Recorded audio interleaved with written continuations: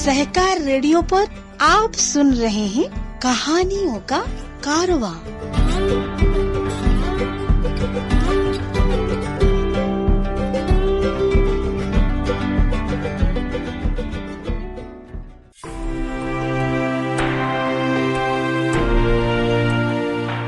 सहकार radio के श्रोताओं को फिरोज का नमस्कार। कहानियों का कारवां कार्यक्रम में आज आप सुनेंगे सआदत हसन मंटो की कहानी खुदा की कसम। आशा है कहानी आपको पसंद आएगी, तो आइए सुनते हैं कहानी खुदा की कसम।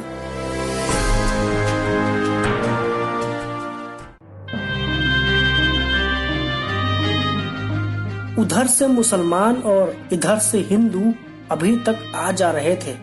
कैंपों के कैंप भरे पड़े थे, जिनमें मिसाल के तौर पर तिल धरने के लिए वाकई कोई जगह नहीं थी, लेकिन इसके बावजूद उनमें लोग ठूसे जा रहे थे। गल्ला नाकाफी है, सेहत की सुरक्षा का कोई इंतजाम नहीं, बीमारियां फैल रही हैं। इसका होश किसको था?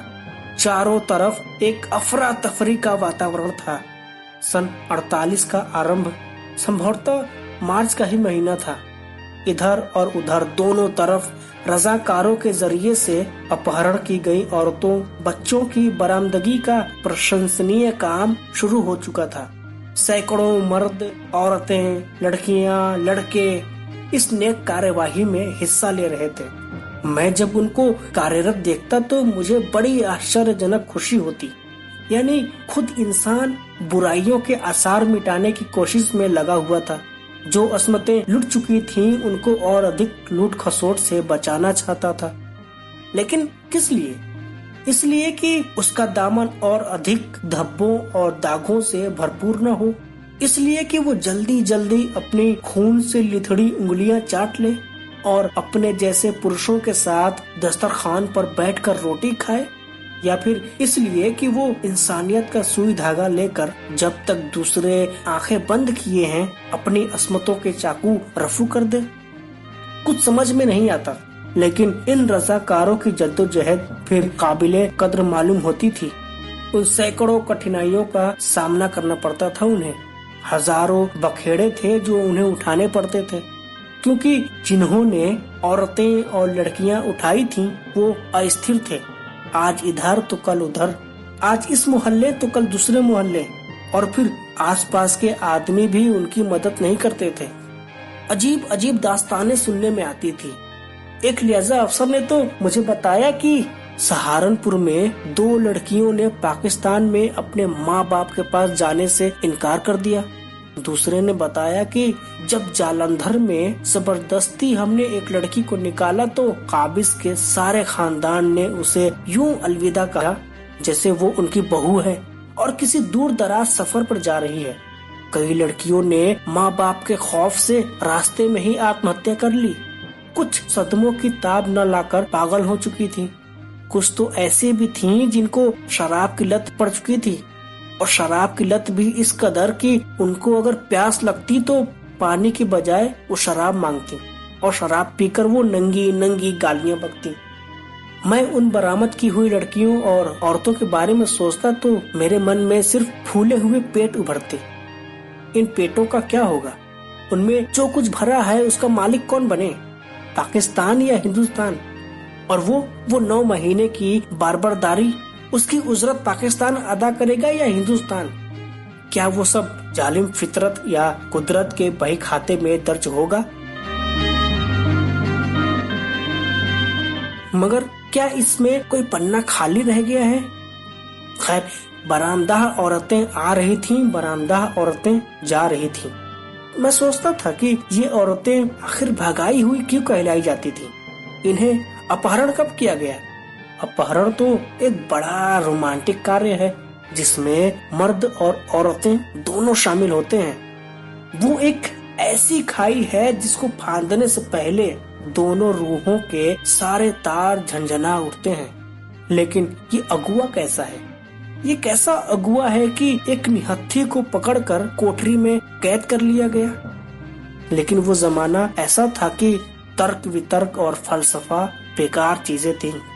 उन दिनों जिस तरह लोग गर्मियों में अब दरवाजे और खिड़कियां बंद कर सोते थे, उसी तरह मैंने भी अपने दिल दिमाग के सब खिड़कियां दरवाजे बंद कर दिए। हालांकि उन्हें खुला रखने की ज्यादा जरूरत उस समय थी, लेकिन मैं क्या करता, मुझे कुछ सोचता ही नहीं था। ठीक उसी तरह बरामदा औरतें आ रही थीं और बरामदा औरतें जा रही थी। ये आवागमन जारी था, तमाम तिजारती विशेषताओं के साथ।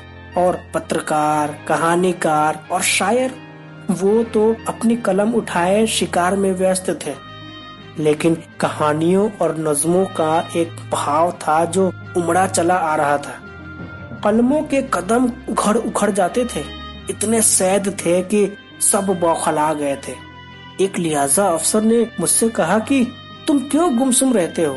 मैंने कोई जवाब न दिया। उसने मुझे एक दास्तान सुनाई। अपहरण की गई औरतों की तलाश में हम मारे मारे फिरते थे, एक शहर से दूसरे शहर, एक गांव से दूसरे गांव फिरते, फिर तीसरे, फिर चौथे, गली गली, मोहल्ले मोहल्ले, कूचे कूचे, बड़ी मुश्किलों से लक्ष्य मोती हाथ आता था। मैंने दिल में कहा, मोती? कैसी मोती? मोती नकली या फिर असली?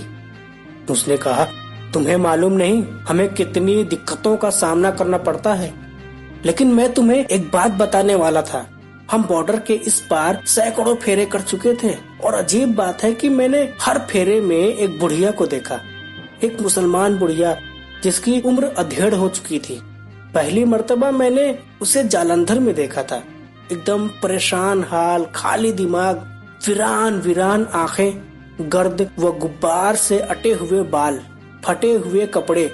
उसे ना ही अपने तन का होश था और ना ही मन का, लेकिन उसकी निगाहों से ये साफ जाहिर था कि वो किसी की तलाश में है। मुझे मेरी बहन ने बताया कि ये औरत सदमे के कारण पागल हो गई है, पटियाला की रहने वाली है। इसकी इकलौती लड़की थी जो इसे नहीं मिलती। हमने बहुत जतन किए उसे ढूंढने के लिए, मगर नाकाम रहे। शायद बलवों में मारी गई है, मगर ये बुढ़िया नहीं मानती। और दूसरी बार तो मैंने उस पगली को सहारनपुर के लारियों के अड्डे पर देखा। उसकी हालत पहले से कहीं ज्यादा खराब और जर्जर थी। उसके होठों पर मोटी मोटी पपड़ियां जमी थी, बाल साधुओं के से बने थे। मैंने उससे बातचीत की और चाहा कि वो अपनी व्यर्थ तलाश छोड़ दे। इसलिए मैंने इस मतलब से बहुत संगदिल बनकर उससे कहा कि माई, ओ माई, तेरी लड़की कत्ल कर दी गई थी। पगली ने मेरी तरफ देखा। कत्ल? नहीं। उसके लहजे में फौलादी यकीन पैदा हो गया। उसे कोई कत्ल नहीं कर सकता, मेरी बेटी को कोई कत्ल नहीं कर सकता। और वो चली गई अपनी व्यर्थ तलाश में। मैंने सोचा एक तलाश और फिर, लेकिन पगली को क्यों इतना यकीन था कि उसकी बेटी पर कोई कृपाण नहीं उठ सकती, कोई तेज धार या कुंद छुरा उसकी गर्दन की तरफ नहीं बढ़ सकती? क्या वो अमर थी या उसकी ममता अमर थी? खैर, ममता तो अमर होती है, फिर क्या वो अपनी ममता ढूंढ रही थी? क्या इसने उसे कहीं खो दिया? खैर, तीसरे फेरे पर मैंने उसे फिर देखा। अब वो बिल्कुल चिथड़ों में थी, करीब करीब नंगी। मैंने उसको कपड़े दिए, मगर उसने कबूल नहीं किए। मैंने उससे कहा, माई, ओ माई, मैं सच कहता हूँ, तेरी लड़की पटियाले में ही कत्ल कर दी गई थी। उसने फिर फौलादी यकीन के साथ कहा, तू झूठ कहता है। मैंने उससे अपनी बात मनवाने की खातिर कहा, नहीं माई, मैं सच कहता हूँ।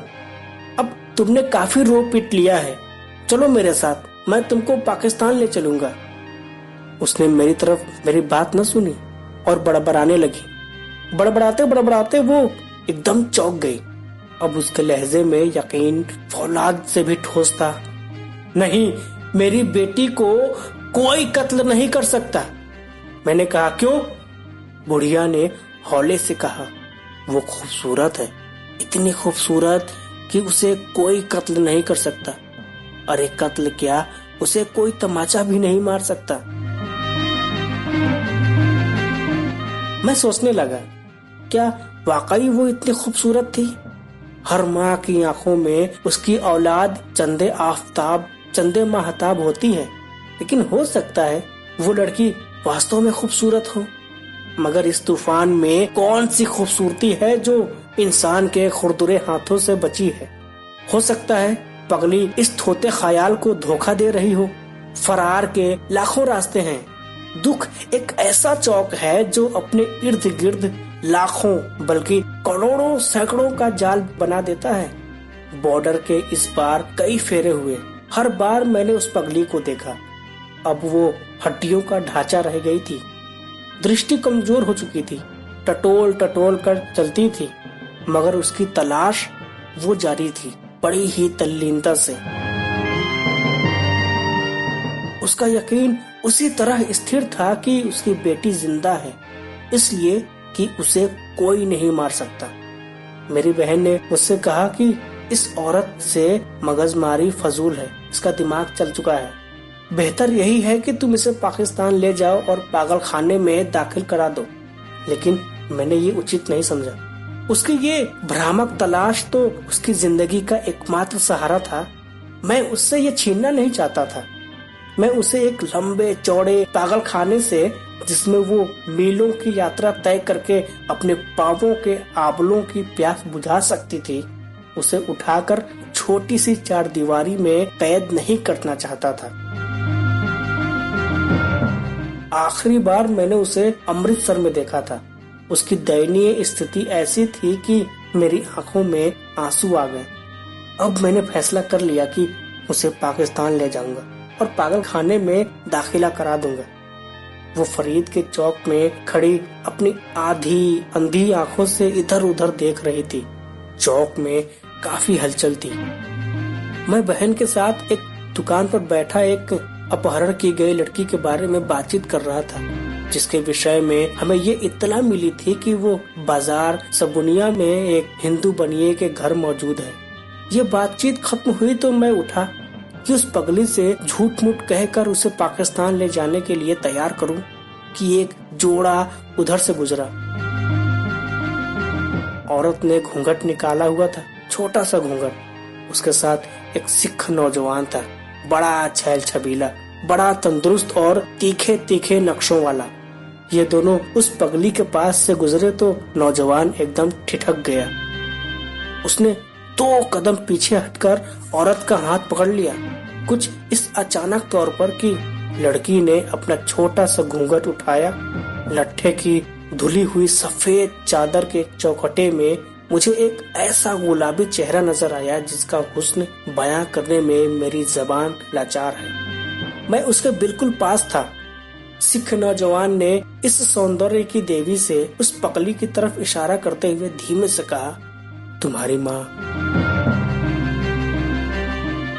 लड़की ने एक क्षण के लिए पगली की तरफ देखा और घूंघट छोड़ लिया और सिख नौजवान का बाजू पकड़कर भीजे हुए लहजे में कहा, चलो। वो दोनों सड़क से जरा इधर हटकर तेजी से आगे निकल गए। पगली चिल्लाई, भागीरथी, भागी। वो सख्त परेशान थी। मैं पास जाकर उससे पूछा, क्या बात है माई? वो कांप रही थी। मैंने देखा उसको। मैंने पूछा, किसको? उसके माथे के नीचे 2 गड्ढों में उसकी आंखों के बेनूर डेले हरकत कर रहे थे। अपनी बेटी को? अरे भागीरथी को मैंने देखा। मैंने फिर उससे कहा, वो मर चुकी है माई। उसने चीख कर कहा, तुम झूठ कहते हो तुम।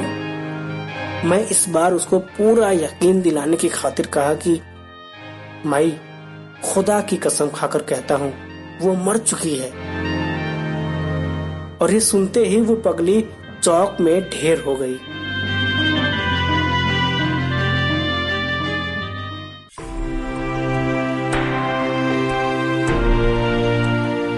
तो श्रोताओं, सहकार रेडियो पर अभी आप सुन रहे थे सआदत हसन मंटो की कहानी खुदा की कसम।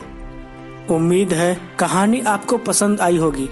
अपनी प्रतिक्रिया हमें YouTube और Facebook पर कमेंट बॉक्स में जरूर दें। अगर आप सहकार रेडियो का कार्यक्रम पहली बार सुन रहे हैं या हमारे व्हाट्सएप ग्रुप से जुड़कर रोजाना ऑडियो फाइल के साथ हमारे कार्यक्रम पाना चाहते हैं तो 9617226783 पर अपने अकाउंट से नाम और जिला लिखकर भेजें। YouTube पर सहकार रेडियो से जुड़ने के लिए चैनल सब्सक्राइब करें और Facebook पर जुड़ने के लिए पेज लाइक करें। और हाँ, सदस्यता या सब्सक्रिप्शन लेकर सहकार रेडियो के संचालन में आर्थिक सहभागिता भी करें। सभी लिंक आपको डिस्क्रिप्शन में मिल जाएंगे। तो ऐसे किसी और कहानी के साथ अगले रविवार को फिर मिलेंगे। फिलहाल मैं आपका दोस्त फिरोज लेता हूँ आपसे इजाजत। नमस्कार।